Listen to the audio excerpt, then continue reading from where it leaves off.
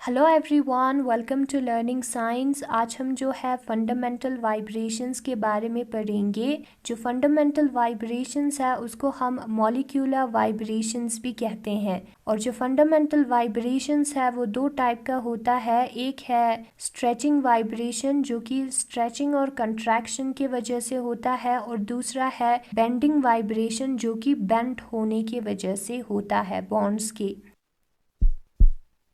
Symmetrical stretching vibration में ये दोनों एटम्स जो है, ये जो सेंट्रल एटम है उसके पास यूनिसन में जाएगा। यूनिसन मींस दोनों एक ही डायरेक्शन में एक ही स्पीड में इसके पास जाएगा, और दोनों इससे दूर जो है यूनिसन में आएगा। यानी कि ये जो बॉन्ड है वो एक ही साथ स्ट्रेच और कंट्रैक्ट होगा। जैसे कि ये दोनों ह्यूमंस है वो एक ही साथ स्ट्रेच और कंट्रैक्ट हो रहा है, वैसे होगा।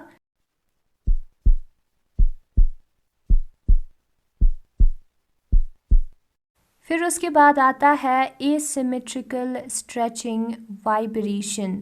एसिमेट्रिकल स्ट्रेचिंग वाइब्रेशन में क्या होगा, एक बॉन्ड अगर स्ट्रेच हो रहा है तो दूसरा कॉन्ट्रैक्ट होगा। यानी कि एक एटम अगर इस एटम से दूर जा रहा है तो दूसरा एटम उसके पास जाएगा। ये जो है बॉन्ड वो कंट्रैक्ट हुआ है सपोज करते हैं, और ये स्ट्रेच हुआ है, तो ऐसे वाइब्रेशन जो है वो होगा।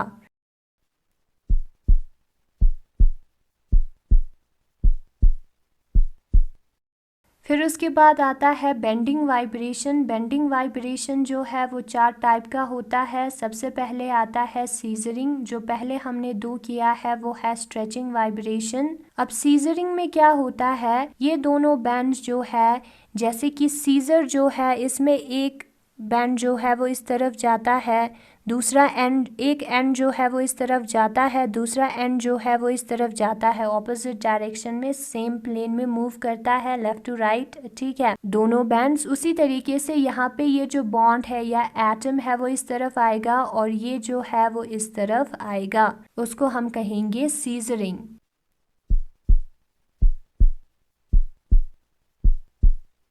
और ये एक इन प्लेन वाइब्रेशन है, एक ही प्लेन में हो रहा है, लेफ्ट टू राइट हमारी तरफ नहीं है, फ्रंट टू बैक नहीं है, आउट ऑफ प्लेन नहीं है। फिर उसके बाद आता है रॉकिंग। रॉकिंग जो है वो सीजरिंग से सेम है, लेकिन यहाँ पे ये दोनों बैंड्स या एटम्स जो है वो एक ही डायरेक्शन में मूव करेगा।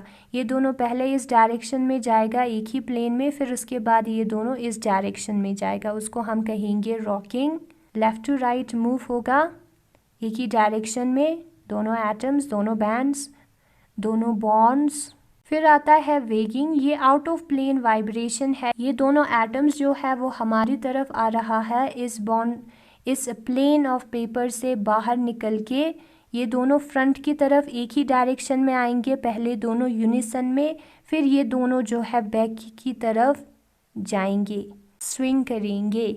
फॉर एग्जाम्पल ये दोनों जूला है, वो दोनों पहले एक ही डायरेक्शन में इस तरफ आएगा फॉरवर्ड, फिर एक ही डायरेक्शन में बैकवर्ड जो है वो स्विंग करेगा, उसको हम कहते हैं वेगिंग। और ये है एक आउट ऑफ प्लेन वाइब्रेशन।